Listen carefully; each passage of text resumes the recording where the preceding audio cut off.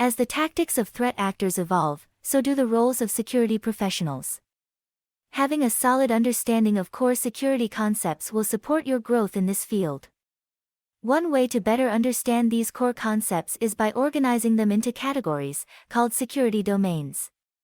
As of 2022, CISSP has defined 8 domains to organize the work of security professionals.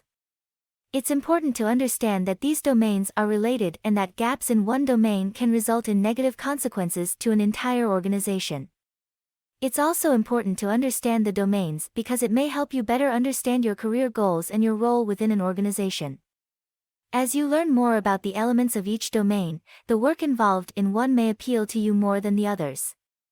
This domain may become a career path for you to explore further. CISSP defines 8 domains in total, and we'll discuss all 8 between this video and the next.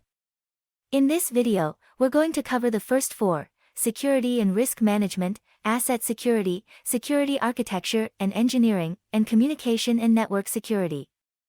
Let's start with the first domain, security and risk management. Security and risk management focuses on defining security goals and objectives, risk mitigation, compliance, business continuity, and the law. For example, security analysts may need to update company policies related to private health information if a change is made to a federal compliance regulation such as the Health Insurance Portability and Accountability Act, also known as HIPAA. The second domain is asset security. This domain focuses on securing digital and physical assets. It's also related to the storage, maintenance, retention, and destruction of data. When working with this domain, security analysts may be tasked with making sure that old equipment is properly disposed of and destroyed, including any type of confidential information. The third domain is security architecture and engineering. This domain focuses on optimizing data security by ensuring effective tools, systems, and processes are in place. As a security analyst, you may be tasked with configuring a firewall. A firewall is a device used to monitor and filter incoming and outgoing computer network traffic. Setting up a firewall correctly helps prevent attacks that could affect productivity. The fourth security domain is communication and network security. This domain focuses on managing and securing physical networks and wireless communications.